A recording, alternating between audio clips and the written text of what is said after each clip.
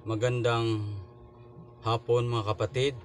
Tayo po ay narito naman muli sa pag-aaral ng salita ng Panginoon. At ang ating pong pag-aaralan at pag-uusapan ay ang paksa po tungkol sa mensahe ng ikatlong anghel na matatagpuan sa Apokalipsis 14:9, 10, 11 at kaakibat po ng Apokalipsis 18:1 verse 4, 1 hanggang verse 5. Yan. Ito pong paksa nito ang ating pag-aaralan sa mga oras na ito. At ngayon po ay napapasalamat ako sa bawat isa sa atin, lalo na sa inyong panunood sa bidyong ito. Hangad ko mapatid na marami tayong matutunan sa ating pag-aaral. At ating pong bago po natin pag-umpisahan ang pag-aaral na ito, tayo po ay manalangin sa Panginoon. Itatalaga natin ang ating sarili upang labos nating maunawaan ng kanyang mga salita. Dakila ka, O Diyos, Amang Banal, maraming salamat sa panahon na muling ipinagkakaloob mo na kami po ay mag-aaral ng mga salita. At ganoon, Panginoon, ang iyong banal na Espiritu ay siyang mangunguna sa aming isipan at puso sa mensaheng ito na aming pag-aralan na maunawaan namin, Panginoon. Ihanda mo, Panginoon, ang aming isip sa mga salita mo upang magkaroon kami, Panginoon, ng pagtatalaga sa paglilingkod sa iyo. Sapagkat ang panahon na aming kinakaharap ngayon ay papasok kami, Panginoon, sa panahon ng krisis sa libutan ito. Dakilang Diyos, tulungan mo po ang bawat isa sa pamamagitan ng pangunguna ng iyong banal na Espiritu na maunawaan ng Panginoon ang mensahe na nais mong ipaparating sa bawat isa sa amin. Ito po ay aming dalangin sa pangalan ng Panginoong Hesus. Amen. Ayan mga kapatid, ang ating pag-usapan ay, ang pamagat po ay huling pabalita ng babala ng Diyos sa sanlibutan. Huling pabalita ng babala ng Diyos sa sanlibutan, at ang mensahe ng ikatlong anghel at ang Apokalipsis 18:1 verse 4. Ayan mapatid, so ating patuloy sa pag-aaral ay ating pinag-uusapan na ang mga sulat ng ating propetisa sa Ellen G. White. Doon natin inuugnay ang mga pag-aaral na ito. So kung ano po yung liwanag o anong natutunan ko po na naabot sa aking pag-aaral sa biyaya ng ating Panginoong Hesukristo, gusto ko pong i-share sa inyo mapatid upang tayo po ay mahanda sa panahon na kabagabagan na daranas sa atin bilang bayan ng Diyos sa huling araw na ito. Kaya ating pag-aralan mapatid ang mga mensaheng ito sapagkat napakahalaga nating malaman ang mga pangyayari sa inaharap. Sapagkat ang propesiya ng ating Panginoong Hesukristo ay dapat malaman sa atin bilang bayan ng Diyos na naghintay sa kanyang muling pagparito. Ngayon, kaya nga kapatid, ating pag-aralan ang aklat ng Apokalipsis, ang mensahe ng ikatlong anghel at ang mensahe ng anghel na nanawag mula sa langit sa Apokalipsis 8:1 verse 4. Ayan. So bago natin pag-aralan niya mga kapatid, ating alamin ang sulat ni Ellen G. White tungkol sa mensaheng ito. Kaya ang tanong po ay ating sasagutin. Sabi dito, ang tanong, ano ang huling mensahe na ibibigay sa sanlibutan na tatapos sa gawain ng Diyos? Ano ang huling mensahe na ibibigay sa sanlibutan na tatapos sa gawain ng Diyos? Ating sagutin sa tanong na yan sa pamamagitan ng sulat ng ating propetesa na si Ellen G. White sa Dakilang Pag-asa, page 346. Ito po ang sinasabi ni Ellen G. White. Subalit mayroon pang mga tao ang Diyos sa Babylonia. At bago dumalaw ang kanyang kahatulan, ang mga tunay na mananampalatayang ito ay dapat palabasin upang sila'y huwag madamay sa kanyang mga kasalanan at huwag makibahagi sa kanyang mga salot.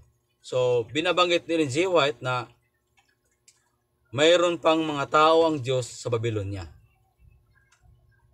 Ibig sabihin kapatid, ang Babylonia, ito po yung iglesia sa buong sanlibutan. Walang iba ang ang Katoliko, no? Romana Katolika, no? Ito po yung Babylonia. Kaya bago dumalaw ang kanyang katulan, bago ibuhos ang hatol ng Diyos sa Babylonia, kasi ibuhos niya ang hatol sa Babylonia. Sabi dito, ang mga tao na Diyos na nasa Babylonia, ang mga tunay na manampalatayang ito ay dapat palabasin, upang sila huwag madamay ng kanyang mga kasalanan at huwag makabahagi ng kanyang mga salot. Kaya sabi dito ni Ellen G. White, kaya nga't mayroong kilusang sinisimboluhan ng anghel na bumawa mula sa langit. Kasi ang Revelation 18 verse 1, yung anghel na naog mula sa langit na may dakilang pamahalaan at ang lupa ay naliwanagan sa kanyang kalulatian. Ito po yung simbolo, no? Mayroong kilusang sinisimboluhan ng anghel na bumawa mula sa langit. Ibig sabihin, kilusan ito mga kapatid. Sila po yung sisigaw sa huling sigaw. Oh, naliwanagan ang lupa ng kanyang kalulatian at sumigaw na may malakas na tinig. Ano ang kanilang sigaw? Ipinagbigay alam ang mga kasalanan ng Babylonia. Kaugnay ng kanyang mensahe ay narinig ang panawagan, magsilabas kayo sa kanya, bayan ko.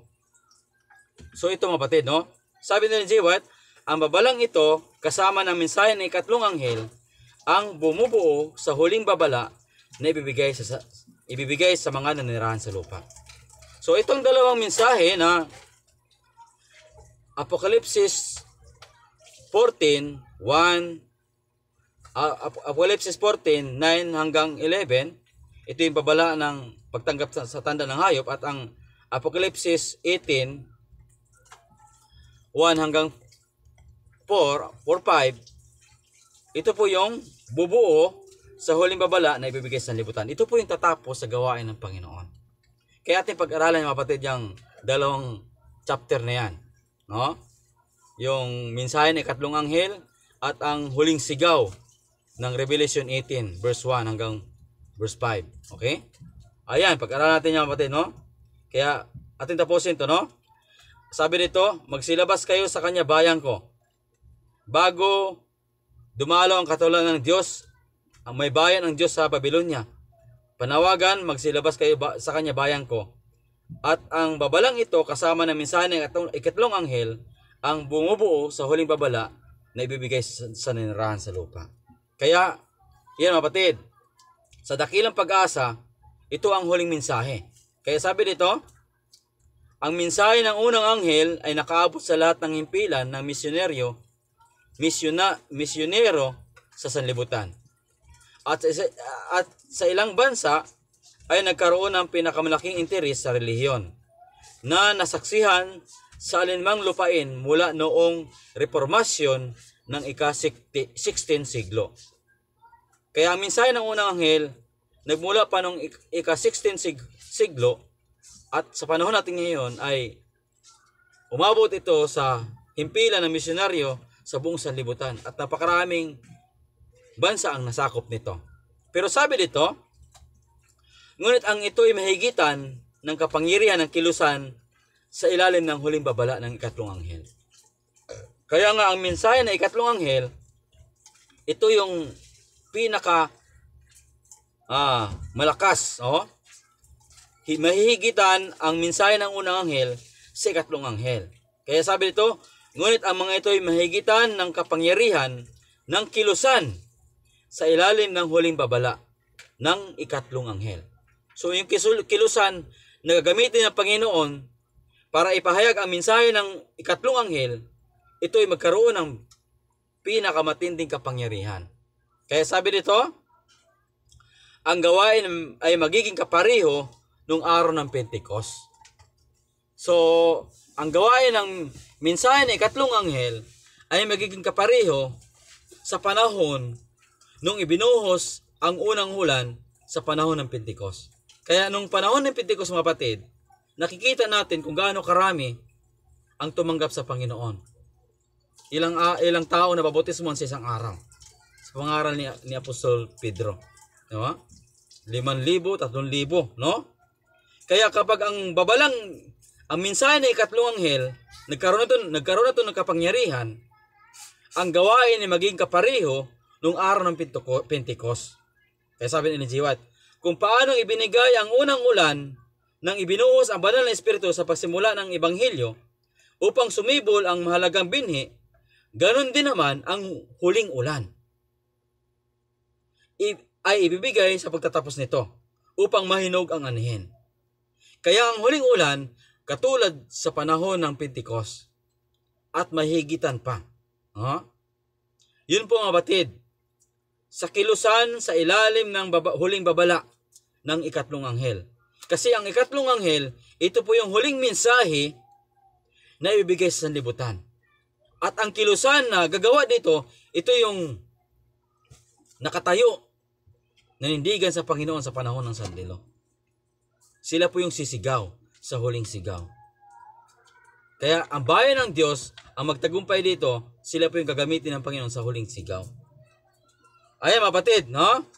Kaya nakikita natin, kaya ang aklat po ng Revelation 14, 1 hanggang 10, 11, ito po yung mensahe na huling pabalita na babala ng Diyos sa sanlibutan. Babala pa ng Panginoon tungkol sa pagtanggap ng tanda ng hayop.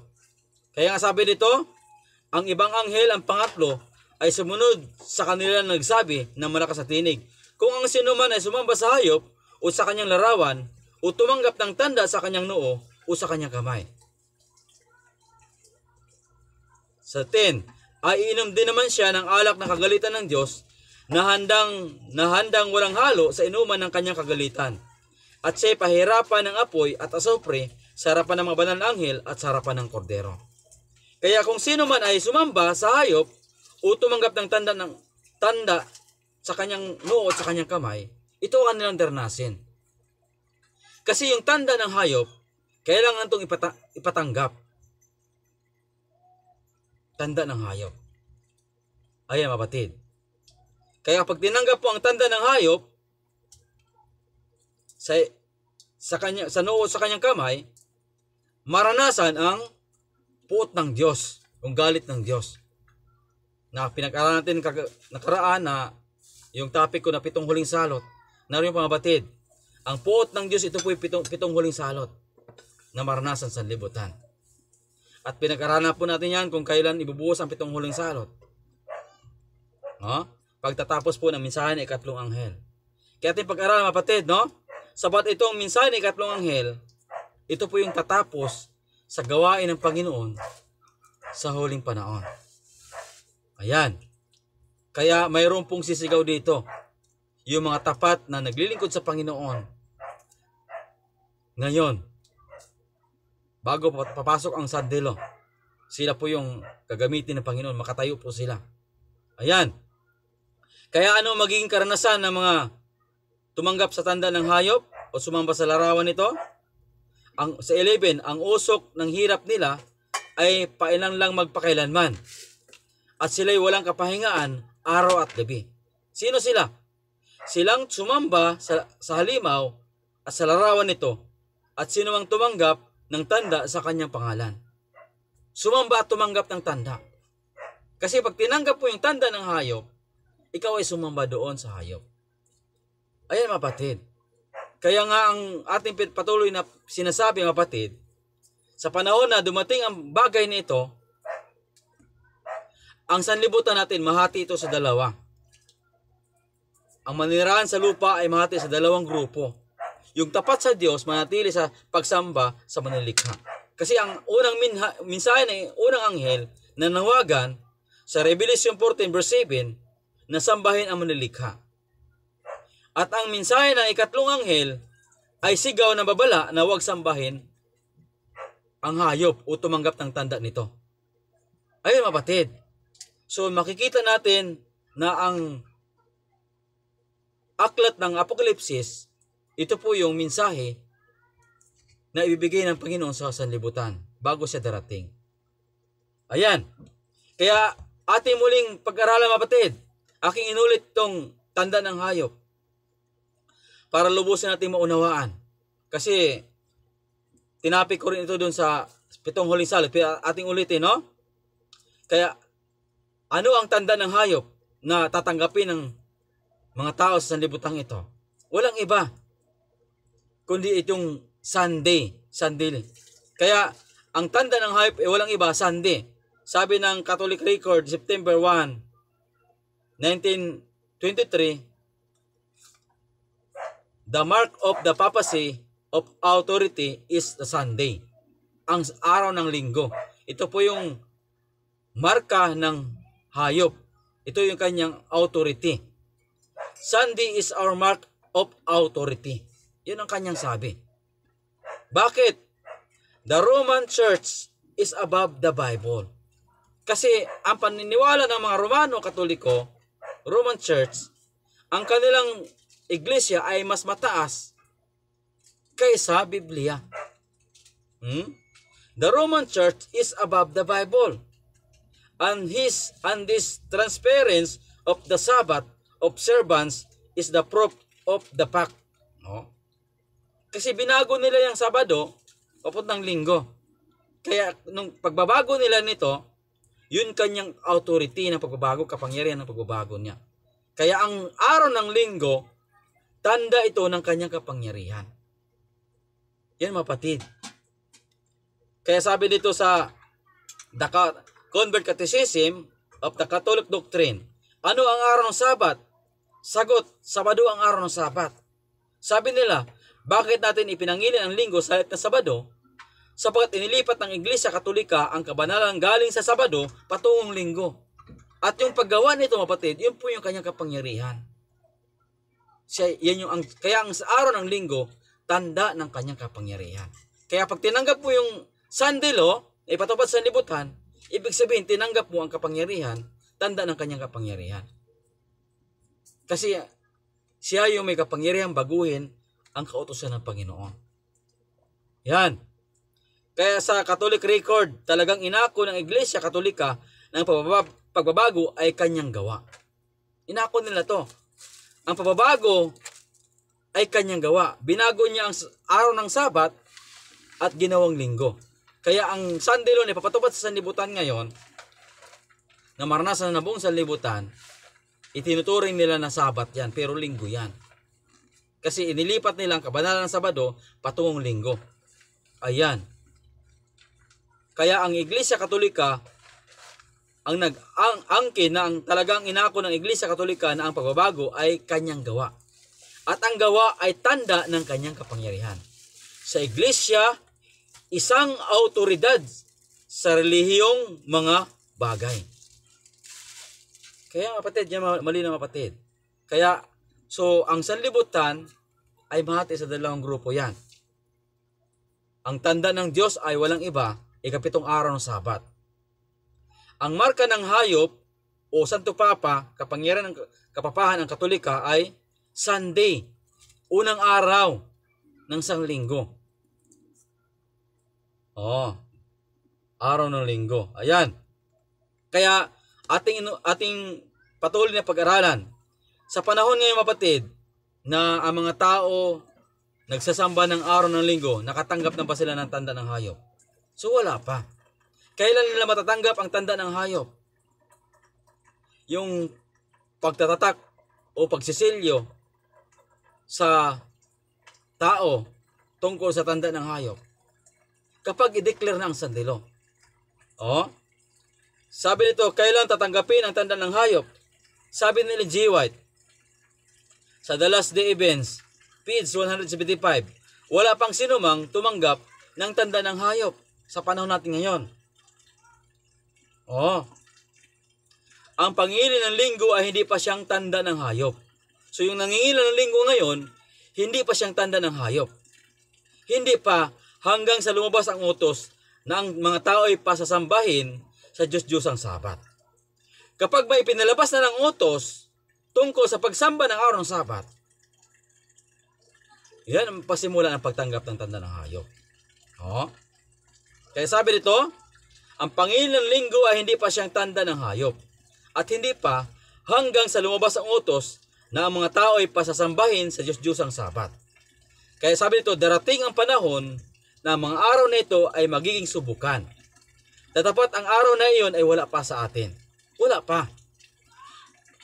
Oh, darating ang panahon, mapatid, na ang araw na ito ay magiging subukan sa lahat ng tao. Kapag i-declare na ang Sunday Law, National Sunday Law sa Amerika, ito pa ay magiging subukan. Kaya sabi dito,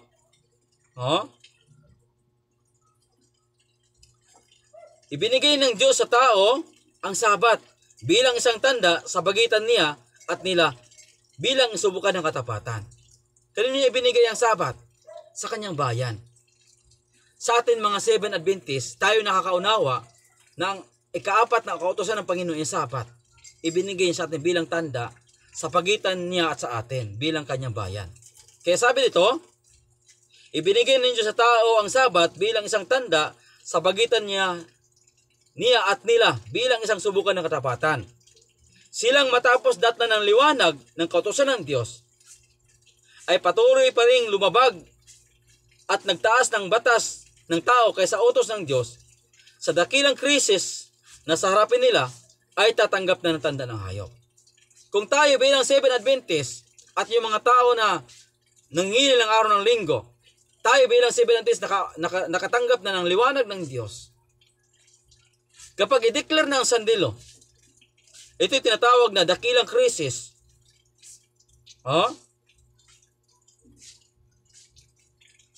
Sabi? At patuloy pa rin lumabag at nagtaas ng batas ng tao kaysa utos ng Diyos, ay tatanggap na ng tanda ng hayop. Maraming mga naglilingkod ngayon sa Panginoon pero ang araw ng Sabat ay nilalabag nila. Alam nila ang araw ng Sabat ay tanda ng Diyos sa kanila. Pero kapag ipinilabas na ang kautusan tungkol sa National Sunday Law at ang kanilang practice ay lumalabag pa rin sila sa araw ng Sabat, sabi ni Ellen G. White. At itinataas nila ang utos ng tao kaysa utos ng Diyos, tatanggapin na nila ang tanda ng hayop. Gawin din sa mga taong nangingilil ng araw ng linggo. Kapag naunawaan na nila ang araw ng Sabat, ipinangaral na minsan ikatlong anghel, subalit nagpatuloy pa rin silang itinaas ang tanda ng hayop, o sa panahon ng krisis na yan, tatanggapin na nila ang tanda ng hayop. Kaya nga kapatid, sa bayan ng Diyos, ito po yung pagtatatak sa ating panahon, Sunday Law. Ayan. Kaya nga sabi ni G. White, ito po yung paghatol na gagawin ng Diyos sa kanyang bayan. Sabi niya dito sa Last Day Events 176, walang sinumang hatulan. Walang sinumang hatulan ng Diyos. Hanggang nasa kanila ang liwanag at nakikita na ang katungkulan ng ikapat na utos. Alam natin bilang Seventh Adventist ang katungkulan ng ikapat na utos. Sabi dito, walang sinumang hatulan. Kasi mayroon akong topic dyan, mapatid. Mayroon akong topic na close provision sa bawat tao. Yan. Sasunod ko sa topic na ito, mapatid, no? Close provision sa bawat tao. Kailan ba hatulan ng Diyos ang tao na pumasok sa iglesia? Dalawa po. Kapag namatay ang isang tao, yun ang pagsarado ng kanyang kaligtasan. Kaya sabi dito, sa atin bilang nangingilin ng araw ng Sabat, walang sinumang hatulan hanggang nasa kanila ang liwanag at nakikita ang katungkulan sa ikapat na utos. Walang sinumang hatulan. Kailan hatulan? Ngunit kapag ang utos ay lumabas na nagpapairal na ng huwad na Sabat at ang malakas na sigaw na ikatlong anghel ay nagbabala na sa mga tao laban sa pagsamba sa hayop at sa kanyang larawan. Ang linya ay malinaw na iguguhit sa pagitan ng tunay at huwad. At silang patuloy pa ring lalabag ay tatanggap na ng tanda ng hayop. Kayo po yung hatol ng Panginoon. Kailan? Kapag ang malakas na sigaw ng ikatlong anghel ay nagbabala na. Kailan magkaroon ng kapangyarihan ito? Sa sa national sandilo, kapatid. Kaya kapatid, tandaan natin mga kapatid, ang paghatol ng Diyos ay mauna sa kanyang bayan. Ang sisigaw dito, sila po yung nagtagumpay. Sila po yung karapat-dapat na sisigaw. Ayan. Kaya pag-aaral natin yung mga sulat ni Ellen G. White, mga kapatid, no? Ulitin ko basahin. Walang sinumang hatulan hanggang nasa kanila ang liwanag at nakikita ang katungkulan ng ikapat na utos. Ngunit kapag ang utos ay lumabas na nagpairal na ng huwad na sabat at ang malakas na sigaw ng ikatlong anghel ay nababala na sa mga tao laban sa pagsamba sa hayop at sa kanyang larawan, ang linya ay malinaw na iguguhit sa pagitan ng tunay at huwad at silang patuloy pa ring lalabag sa utos ng Diyos ay tatanggap na ng tanda ng hayop. Yan. Sa Dakilang Pag-asa, Ellen G. White, page 346. Kapag ang huling pagsubok ay ginamit na sa mga tao, ang guhit ng kakaiba, kung gayon ay makikita na sa pagitan nun na naglilingkod sa Diyos at yung hindi naglilingkod sa Kanya. Makikita na, mapatid. Sa ating panahon ngayon, mapatid, yung mga naglilingkod sa Diyos, hindi natin makikita kung sino yung tunay at sino yung hindi tunay. Sino yung nagtatapat, sino yung totoong hindi tapat. Wala makikita, sabi ni G. White. Pero sabi nito, kapag ang huling pagsubok, itong krisis ng sandilo, ibibigay na, i-declare na sandilo, ay ginamit na sa mga tao. Ayan, nagbabala na, no? Ang guhit ng pagkakaiba, kung gayoy makikita na. Sino yon? Sa pagitan ng mga naglilingkod sa Diyos at yung mga hindi naglilingkod sa Kanya. Kaya sabi ito, samantalang ang pangingilin ng maling sabat bilang pagsunod sa batas na pamalaan kontra sa ikapat na utos ay magiging hayagang pag-amin sa katapatan sa kapangyarihan laban sa Diyos. Ang pag-iingat naman ng tunay na sabat bilang pagsunod sa kautusan ng Diyos ay katibayan ng katapatan sa lumikha. Samantalang yung isang grupo ng mga tao dahil sa pagtanggap sa palatandaan ng pagpasakop ng kapangyarihan ng mga bansa sa lupa ay tumanggap na ng tanda ng hayop. Yung isa naman sa pagpili ng palatandaan ng katapatan sa kapamahalaan ng Diyos ay tumanggap na ng tanda ng Diyos. Tatak ng Diyos. Tumanggap ng tatak ng Diyos. Kaya ito po yung pagsisilyo. Sisilyo ng Diyos ang tapat dito, mapatid. Kaya alam niyo, mapatid, sa sulat ni G. White, sinong tatatakan yung katulad ng karakter ni Jesus Christ. Kasi po, sila po ay makakatayo. Ayan. Kaya ang sanlibutan natin mahati sa dalawang grupo sa panahong iyan. Ang sisigaw po ng ikatlong anghel, yun po yung nasilyuhan, nabuhusan ng huling ulan. Ayan. Ang Sabado ay tatak ng pagsamba sa manilikha. Ang Sunday ay tanda ng pagsamba sa hayop. Ito po, mga kapatid, no? Kaya ating patuloy na pag-aralan gaano karami ang sasamba sa hayop. Sa Apokalipsis 13 verse 8, ang lahat ng nirahan sa lupa ay sasamba sa Kanya.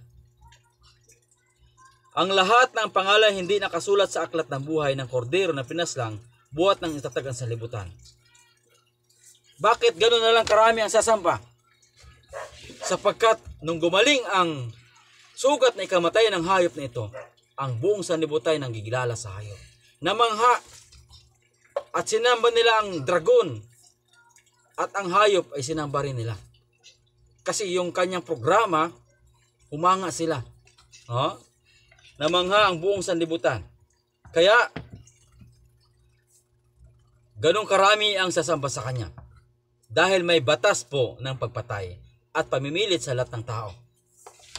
Kapag hindi ka sumamba, pipilitin ka. At kapag hindi ka sumunod, may parusang kapatayan. Ayan. Kaya ating pag-aralan itong Apokalipsis 13, 11, 12. Ito po yung Amerika. Kaya sabi nito, at nakita kong ibang hayop na umahon sa lupa, may dalawang sungay na katulad ng kordero, at siya'y nagsalita ng gaya ng dragon. Ito po yung kumakatawan, yung hayop na umahon sa lupa, ito po yung Amerika. May dalawang sungay. Ang kapangyarihan niya, dalawa. Kaya nga pag-isahin ito, ang kapangyarihan ito, ang Vatican at ang Amerika, magkaisa. Yan mga kapatid, itong dalawang malaking bansa, sanlibutan ito. At itong Amerika ay magsalita na gaya ng dragon. Sa verse 12, at kanyang isasagawa ang buong kapamalaan ng unang hayop. Ano yung kapamalaan? Authority ng unang hayop, ito yung Sunday. Siya yung magsasagawa nito. Yung authority, kapamalaan ng unang hayop. Yung araw ng linggo. Kanyang isasagawa ang buong kapamalaan ng unang hayop sa kanyang paningin.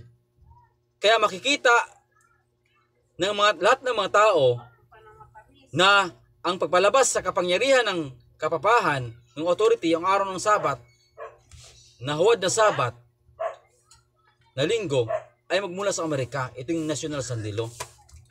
Kaya sabi nito, at kanyang isinasagawa ang buong kapamalaan ng unang hayop sa kanyang paningin. At kapag isinagawa niya ito, anong mangyari? Ay kanyang pinasasamba niya ang lupa at ang nanahan dito. Yun ang kanyang gagawin. Paano niya pasambahin? At pinasasamba niya ang lupa at ang mananahan dito sa unang hayop na gumaling na sugat na ikinamatay. Paano niya pasambahin ang mga nanahan sa lupa sa hayop na ito? Sa pamagitan ng pagpalabas ng batas. Kasi sa kanya magmumula ang National Sunday Law sa Amerika. Kapag ipinalabas na ang batas ng pangingili ng araw ng linggo, yan po yung pagsamba sa hayop. Yan po yung buong kapamalaan ng unang hayop, ang kapapahan. Ayan. So makikita natin, siya ang magpasamba sa mga nanahan sa lupa sa pamagitan ng batas na kanyang ipapatupad sa buong sanlibutan, National Sunday Law. Manday na mga kapatid. Ano yan, Ken? Nandyan na. Ayan. Kaya sabi nito, ipipilit sa tao ito, sa 15, at ito pinahintulutang makapagbigay hininga sa larawan ng hayop. Ano yung larawan ng hayop? Ito po yung batas. Upang ang larawan ng hayop ay makapangusap. Itong batas na Sunday Law, makapangusap ito sa lahat ng tao. Na anong gagawin? Na ito ay ipangili natin. Sapat ito ang batas tungkol sa kapahingaan ng sanlibutan. Ipapangusap ito na tanggapin ang tandang ito. Upang ang larawan ng hayop ay makapangusap. Ang pamangusap ito ay tanggapin sa lahat. Ipipilit na tanggapin ang tanda ng huwad na Sabat. At kapag hindi tinanggap ito, at mapatay naman ang lahat ng hindi sumamba sa larawan ng hayop, may pagpatay. Kaya ganun karami ang madadaya. Ang larawan ng hayop, ito po yung batas na ipapatupad sa sanlibutan. Na hindi na mamalayan ng ninahan ng tao, hindi na mamalayan ng mga tao na nirahan sa sanlibutan, na akala nila na ang kapayapaan na nangyari sa libutan tungkol sa pagpatupad sa National Sunday Law, kaayusan sa ating sanlibutan tungkol sa programa na tinatawag na climate change, ang ilalim pala niyan ay ang batas na National Sunday Law. Ayan po'y pagsamba sa unang hayop. Kaya sabi dito, kapag hindi mo sinamba ang hayop, hindi mo tinanggap ang larawan ng hayop, hindi mo sinamba ang larawan ng hayop, may papatay naman ang lahat na hindi sumamba sa larawan ng hayop. Sa papaanong paraan para mapasamba ang hayop? Ipipilit itong tanggapin. Sa papaanong paraan? Ang lahat, maliit, malaki, mayaman at mga dukha at mga laya at mga alipin ay pinaglagyan ng isang tanda sa kanilang kanang kamay o noo, upang wag sinumang makapagbili, upang wag sinumang makabili o makapagbili. Lahat pinagbigyan ng tanda yung kanyang authority. Sunday, tanggapin ito para sa kayusan ng sanlibutan. Bakit sa noo? Pinag-aralan natin sa noo yan. Pinag-aralan natin na ang noo, ito yung paniniwala. Dito natin kung anong paniniwala mo, yun ang sinusunod mo. Yung kamay, yun yung gawa mo. Kung naniniwala ka na ang Sunday ay yung pagsamba mo yan, yun ang sinusunod mo. Pero hindi mo alam na ang araw ng Sunday ay sinusunod mo ang batas ng tao. Hindi po yan batas ng Diyos. Kasi ang batas ng Diyos, yung Sabado, utos ng Diyos yan. Ang tanda ng hayop ay ang Sunday. Yan. Kapag naniniwala ka na ang Sunday ay araw ng pagsamba, sinunod mo yan, yun yung paniniwala mo, yun yung tatak mo. Kaya pag tinanggap nito, ang lahat, maliit, malaki, at mayaman, at mga dukha, ang mga laya, at mga lipin, pinagbigyan ng isang tanda. Saan? Sa kanilang kanang kamay o sa kanoo. Upang wag sinumang makabili o makapagbili. Maliban ang may tanda sa mga tuwid bagay ang pangalan ng hayop o bilang ng kanyang pangalan. Ano yung kanyang pangalan? Yung kanyang authority, kapangyarihan. Matutulog na lang, Ken. Mag-ice cream ka pa? Kasi, yung kanyang pangalan, yun yung 666. Yung kanyang, pag umupo siya doon sa luklukan, inorderin siya na yung kahalili ng anak ng Diyos.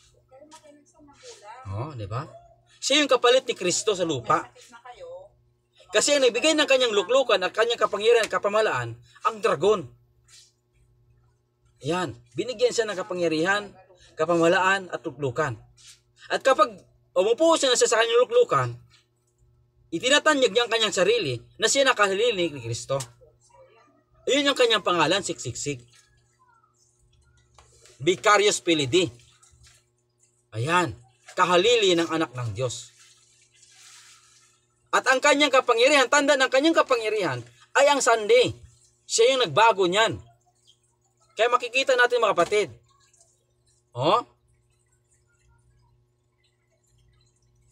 Maraming mga taong hindi naniniwala. Pero mangyayari at mangyayari yan. Kasi ang propesiya ng aklat ng Panginoong Hesukristo, ang aklat ng Apokalipsis, aklat po ng Panginoong Hesukristo yan. Mensahe niya po yan.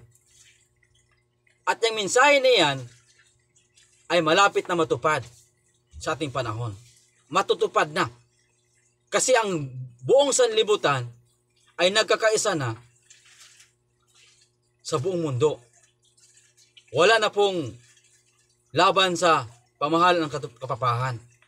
Ang Islam, Protestante, lahat ay nasa ilalim na ng kapangyarihan ng kapapahan. Ang Amerika, ayan, ang Sandilo, malapit na mapatid. Maliban ang may tanda ang may tanda. Kapag may tanda ka, malibang may tanda ka, makabili ka, makapagbinta. Yan. Pero kung wala ka, hindi ka makapagbili, hindi ka magbibinta. Yan po yung batas. Kaya ganoon na lang karami. Ang sasamba. Ayan. So, sa Apokalipsis 14:12, ito yung mga karakter na hindi sasamba sa hayop. Ito yung karakter. Kaya kung ikaw, sabi nito, narito ang pagtatsaga ng mga banal na mga nagsitupad ng utos ng Diyos at may panampatay kay Kristo. Sila po yung hindi sasamba sa hayop. Kasi, nagtsatsaga silang nagsitupad na utos. Mga banal sila. May pananampalataya sila sa Panginoon. Kaya nga kapatid, bilang bayan ng Diyos sa ating panahon ngayon, itong dalawa, kautusan at pananampalataya, susundin natin ang kautusan sa pagitan ng pananampalataya. Kasi kapag walang pananampalataya, susuway tayo sa kautusan ng Panginoon. Alamin mo ang utos ng Diyos para masunod ito. Kasi hindi ibibilang ng Panginoon ang kasalanan kung walang kautusan. Hindi mabibilang ang paglabag kung walang utos. Iyan. Walang kasalanan kung walang kautusan. Bakit may kasalanan? Kasi may kautusan. Ayan mga kapatid. Kaya sa Apokalipsis 14:12, narito ang pagtsatsaga ng mga banal. Binanal sila. Bakit? Nung tinanggap nila ang Panginoong Kristo, inaring ganap sila, banal sila. Ngayon, nagsitupad sila sa utos ng Diyos sa magitan ng kanilang pananampalataya. Ayan. Kaya nga kapatid, ang huling babala na ibibigay ng Diyos sa sanlibutan ay walang iba. Itong aklat ng Apokalipsis 14:9 verse 10. Ito po yung huling babala na isisigaw ng mga lingkod ng Diyos na tapat. Ang ibang anghel, pangatlo, sumunod, nagsabi ng malakas sa tinig, kung ang sino man sumamba sa hayop o sa kanyang larawan o tumanggap ng tanda sa kanyang noo o sa kanyang kamay. Ito'y panawagan. Huwag tanggapin ang tanda ng hayop. Kapag tinanggap mo ang tanda ng hayop, iinom din naman siya ng alak ng kagalitan ng Diyos na handang walang halo sa inuman ng kanyang kagalitan at siya'y pahirapan ng apoy at asupre sa harapan ng mabanal na anghel at sa harapan ng kordero. Ito ang maranasan. Kaya nga po sumisigaw tayo ngayon na kung dumating ang deklarasyon ng National Sandilo, ang sigaw natin bilang bayan ng Diyos, magbabala tayo sa libutan na huwag tanggapin ang tanda ng hayop. Huwag sambahin ang hayop o tunggap ng tanda sa kanyang kamay. Kasi mararanasan ng tao ang kagalitan ng Diyos. Ayan. So dito tayo mga kapatid, no? Sa Apokalipsis 14 at itong Apokalipsis 18:1 verse hanggang 5. Ang huling babala ng Diyos sa libutan. Ang huling mensahe at babala ng Diyos. Kaya itong Apokalipsis 14:9 verse 10 at Apokalipsis 18:1 verse hanggang 4, kailan ito tuwirang katuparan nito? Kailan ang tuwirang katuparan ng aklat na ito? Ngayon mga kapatid, kasi hindi pa masyadong pinapaniwalaan itong mensaheng ito. Pero mga kapatid, ang tuwirang katuparan nito mga kapatid sa National Sandilo. Ayan. Ang tuwirang katuparan nito sa National Sandilo. Ayan mga kapatid. So, ayan. Ngayon ating pag-aralan itong Apokalipsis 18:1 hanggang 5. Dito natin ipopokus yung ating pag-aaral. Kasi po, ang verse 1, ito po yung huling sigaw na ibibigay sa libutan. Sabi ni Ellen G. White. So ating pag-aaral mga kapatid, no? Sa verse 1, sabi dito, at pagkatapos ng mga bagay na ito, ay nakita ko ang ibang anghel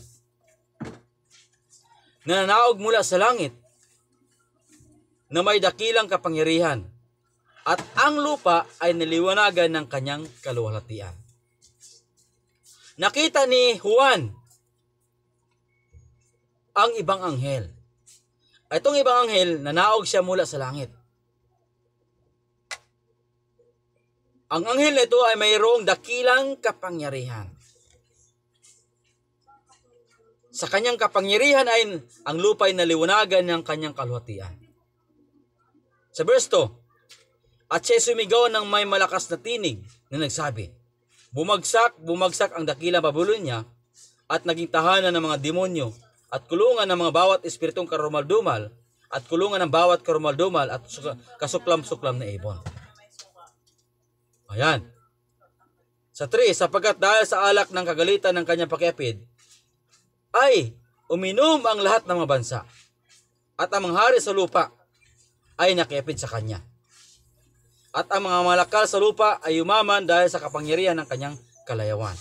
Sa verse 4, at narinig ko ang ibang ang tinig mula sa langit na nagsabi, magsilabas kayo sa bayan ko upang huwag kayong madamay ng kanyang mga kasalanan at huwag kayong magsitanggap ng kanyang mga salot. Sa verse 5, sapat ang kanyang kasalanan ay umabot na hanggang langit at naalala ng Diyos ang kanyang kasalanan.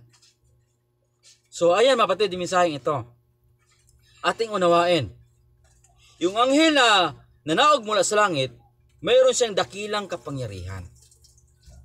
Sa kanyang dakilang kapangyarihan, naliwanagan ang lupa ng kanyang kapangyarihan. Kapag bumaba na itong anghel na ito, na may dakilang kapangyarihan, ang kanyang sigaw ay, bumagsak ang dakilang Babylonia. Sino yung Babylonia tinutukoy dito mapatid? Ayan. Wag na. Nakikita doon eh. Ayan, mapatid no? So, kapag bumaba itong anghel na may dakilang kapangyarihan, ano mangyari sa lupa? Malilinawagan, ang lupa ay maliliwanagan ng kanyang kalutian. Ganun siya kapangyarihan, mapatid. At ang kanyang sigaw ay, bumagsak ang dakilang Babylonia. At kapag bumagsak itong Babylonia, magiging tirahan ito ng mga demonyo at kulungan ng bawat espiritong karumal-dumal. At kulungan ng bawat karumal-dumal kasuklam-suklam na ibon. So ayan kapatid, no? So bakit bumagsak ang Babylonia? Ano bang ibig sabihin ng bumagsak, kapatid? Ang Babylonia, kapatid, ito po yung iglesia sa buong sanlibutan. Ito po yung Catholic Church ng pangbuong sanlibutan. Tinawag ito sa Revelation 17, patutot. Huwad na patutot church. Nakiapid kasi siya sa sanlibutan. Nakiapid siya sa mga hari sa sanlibutan. Kaya siya tinawag na Apostate Church. Ayan. Bakit bumagsak ang Babyloniang ito? Bakit bumagsak? Ano ibig sabihin ng bumagsak? Bumagsak siya, mapatid, mula sa biyaya ng ating Panginoon Kristo. Yan po ibig sabihin. Ang biyaya ng ating Panginoon Kristo, ang habag ng Diyos para sa iglesyang ito, na magsolusyon sana sa kanyang kasalanan, ay kanyang tinanggihan. Kaya at ang kanyang kasalanan, umabot na sa langit. At umabot na sa hangganan ng kanyang kasalanan. Kaya kapag umabot na ang hangganan ng kanyang kasalanan, siya po ibabagsak. Kaya kapatid, bumagsak ang Babylonia dahil ang kanyang kasalanan ay umabot na hanggang sa langit. Naalala ng Diyos ang kanyang kasalanan. Ang kasalanan ng Babylonia, hindi niya pinagsisihan. Ang habag ng Diyos, winidro na niya. Bumagsak siya mula sa biyaya ng ating Panginoon Kristo. Alam niyo kapatid, ang kasalanan ng sanlibutan, may hangganan po yan. May hangganan po ang bawat kasalanan ng isang tao. Kapag ang isang tao patuloy na pagkakasala at hindi kinikilala ang kanyang kasalanan, siya ay babagsak sa biyaya ng Panginoon. Sapat ang biyaya ng Panginoon, ito ang dapat pagsolusyon sa kasalanan ng isang tao. Gaano man kalaki ang iyong kasalanan, kapatid, sapat ang biyaya ng Panginoon para sa iyong kasalanan. Pero kapag ang kasalanan hindi mo pinagsisihan, ang hangganan ng Diyos, kapag umabot ka na doon, i-withdraw niya ang kanyang habag.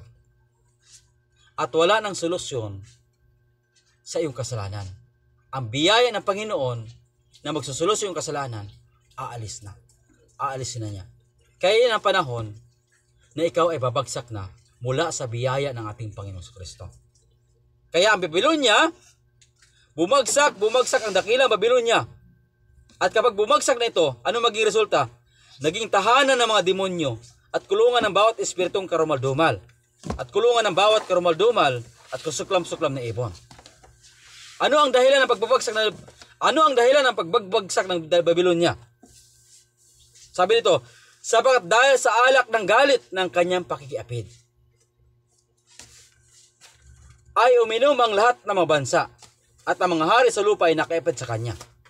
At ang mga lakal sa lupa ay yumaman dahil sa kanyang kapangyarihan ng kanyang kalayawan. Ulitin ang tanong, no? Ano ang dahilan ng kanyang pagbagsak? Sapagkat dahil sa alak ng galit, yung kanyang alak, yung huwad na doktrina na kanyang dala, yung alak, ang laman doon sa alak niya, yung kupa ng alak niya, ay ang huwad na sabat. At ang alak na yon, galit ang Diyos John. Kaya tinawag yung alak ng galit ng Diyos sa Revelation 14 verse 8. Ang pagbanggit sa Revelation 14 verse 8, ang katuparan niyon sa aklat ng Revelation 18 verse 2. Verse 2. Ayan. Verse 3. Ayan. Bumagsak ang Babylonia. Kaya sabi dito, dahil sa alak ng galit ng kanyang pakiapid. Paano nakiapid? Pinainom niya ang lahat ng mga bansa. Paano ginawa ito? Paano niya pinainom? Kapag ipideklar ng sandilo mga kapatid, at ang bansa painumin ng kanyang alak, yung huwad na doktrina ng sabat, nasyonal sandilo, babagsak ang Babylonia. Oh. Ang mga hari sa lupa ay nakiapid sa kanya. Paano ipasagawa ito? Kasi ang mga hari sa lupa, nagsuporta sa kanya. Yun yung kapangyarihan niya, ang hari sa lupa. Doon siya kumuha ng kanyang kapangyarihan. Para may sagawa ang batas na ito, ang huwad na sabat, ang alak ng doktrina ng Babylonian ito. Ito ang dahilan kaya bumagsak ang Babylonia, dahil pinainom niya ng alak ng kagalitan ang lahat ng mga bansa. At ang mga hari sa lupa ay nakiapid sa kanya. At ang mga lakal sa lupa ay yumaman dahil sa kanyang kapangyarihan ng kanyang kalawan. Di ba mga kapatid, mayroong programa ngayon sa Laudato Si na tinatawag na ang kanilang programa, ang lahat ng mga tao ay hindi na magiging mahirap. Pantay-pantay ang lahat ng tao, magiging mayaman ang lahat ng tao. Payamanin niya ang lahat. Ayan mga kapatid, yumaman dahil sa kanyang kapangyarihan ang lahat ng bansa, lahat ng sanlibutan. Yan yung programa niya sa Laudato Si. Ayan mga kapatid, kaya sa verse 4, pag bumagsak na itong Babylonia mga kapatid, ang kasunod na hatol dyan, ibubuhos sa kanya ang 7 huling salot. Kaya bago ibuhos ang 7 huling salot, ito yung narinig na panawagan. Sa verse 4, narinig ko ang isa pang tinig mula sa langit na nagsabi, magsilabas kayo sa kanya bayang ko. Mayroon pa kasing mga tapat ang Diyos diyan sa mga Babylonia, sa protestante, mga tapat diyan. Bago ibuhos ang salot nito, no? Sabi ito, magsilabas kayo sa kanya bayang ko upang huwag kayong madamay sa kanyang kasalanan. Kasi ang kasalanan ng Babylonia umabot na sa langit.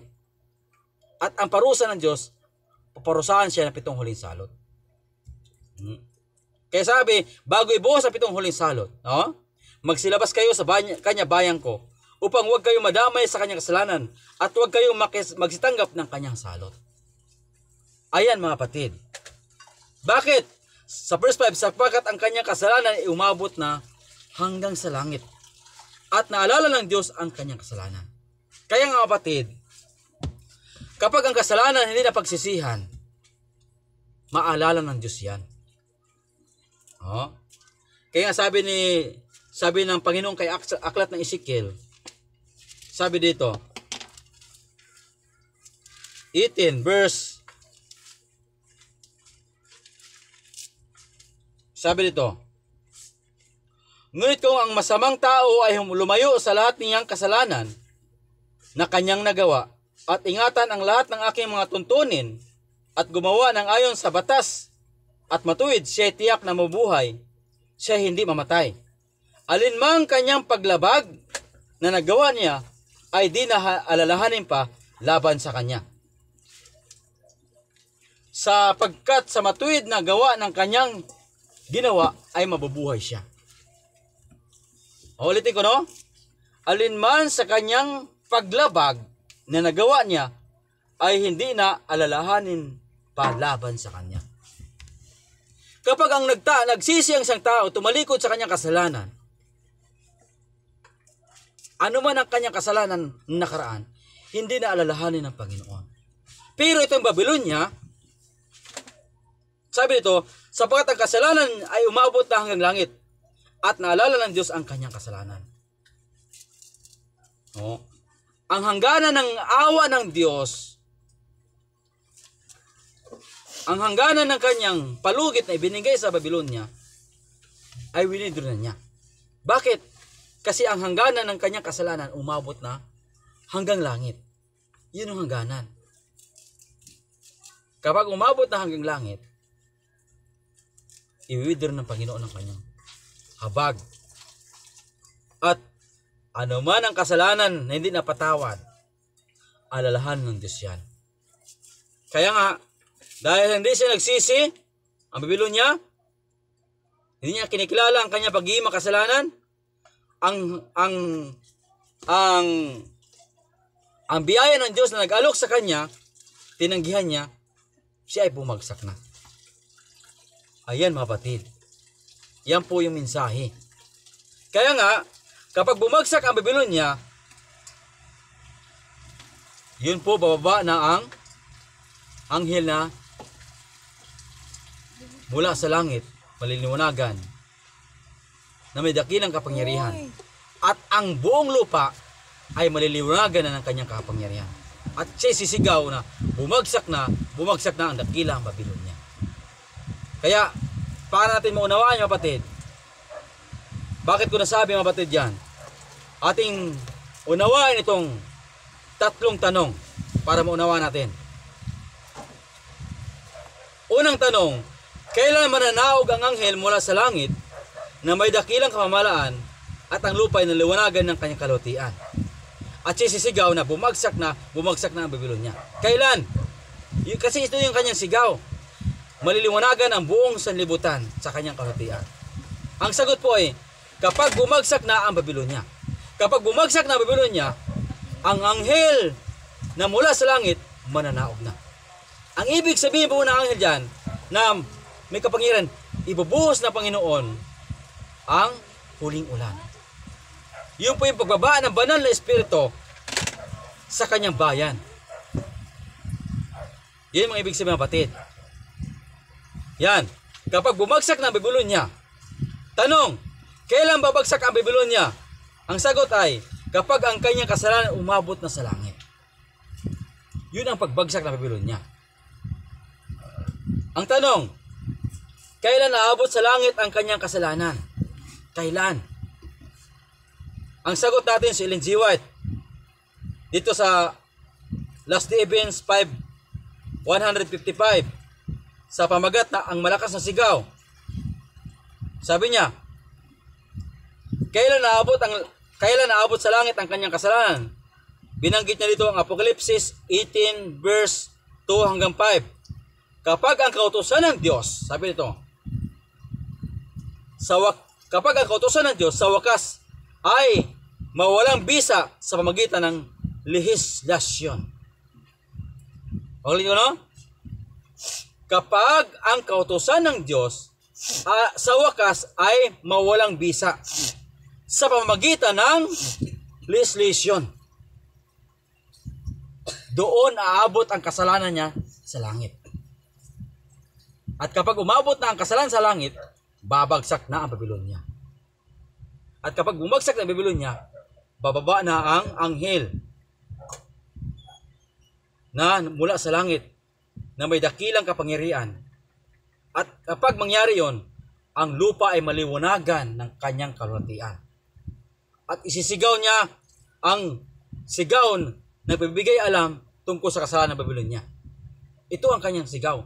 Ibibigay niya ang kasalanan tungkol sa Babylonia. Ibubunyag niya. Yan po ang mensahe ng ikatlong anghel. Ayun, mapatid. Ulitin kong tanong, mapatid, no? Para unawa natin. Kailan mananaog ang anghel mula sa langit na may dakilang kapamalaan at ang lupa ay maliwanagan ng kanyang kulitian? Sagot, kapag bumagsak na ang Babylonia. Pangalawang tanong, kailan babagsak ang Babylonia? Sagot, kapag ang kanyang kasalanan umabot na sa langit. Pangatlong tanong, kailan naabot sa langit ang kanyang kasalanan? Si Linjiwat, sagot niya, kapag ang kautusan ng Diyos sa wakas ay mawawalang bisa sa magitan ng legislation. Kapag ipatupad ng nasyonal sandilogo ang kautusan ng Diyos, pwede pa magsimbang araw ng Sabat. Pwede pa yan. Kailan siya mawawalang bisa?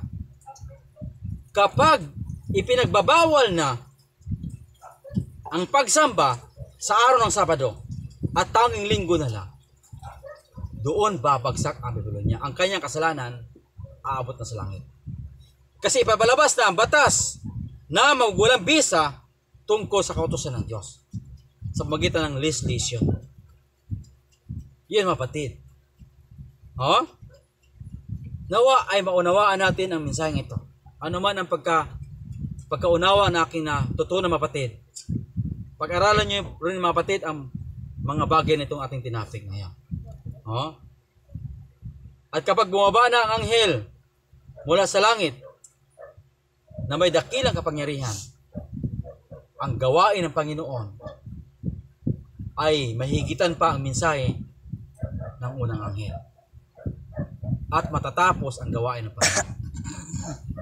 So, ating pag-aralan, mapatid, yung paano ipangaral, no? Tanong, paano ipapangaral ang mensahe ng ikatlong anghel sa panahon na babagsak ang Babylonia? Paano ipapangaral?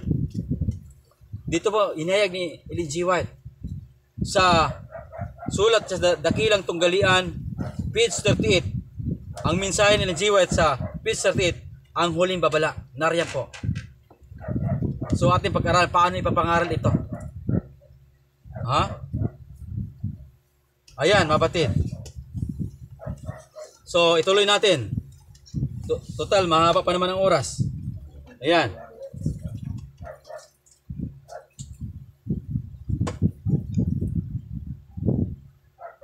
So, basahin nyo, mapatid, no? Sa sunod nating topic, dudugtong ko dito, mapatid. So, ayan, no? Kaya ating pag-aralan ang huling babala kung paano ito pangaral ng mga lingkod ng Panginoon sa sunod. Tayo po ay manalangin sa ating pagtatapos. Dakila ka at makapangyarihang Diyos na mahabaging ka sa lahat. Maraming salamat, Panginoon, sa katotohanan na aming pinag-aralan sa mga oras na ito. O Diyos, ang mensahe na aming pinag-aralan ngayon tungkol sa iyong mensahe sa aklat na Apokalipsis, nawa, Panginoon, ay magbigay ito, Panginoon, sa paghanda sa amin bilang iyong bayan ng Diyos. Upang kung dumating, Panginoon, ang panahon ng krisis sa iyong bayan sa magitan ng pagpatupad sa araw ng nasyonal sandilo, o Diyos, kaming lahat, Panginoon, ay makatayo. At kami gagamitin mo, Panginoon, sa huling sigaw sa Revelation 18 para tapusin ang gawain ng mensahe ng ikatlong anghel.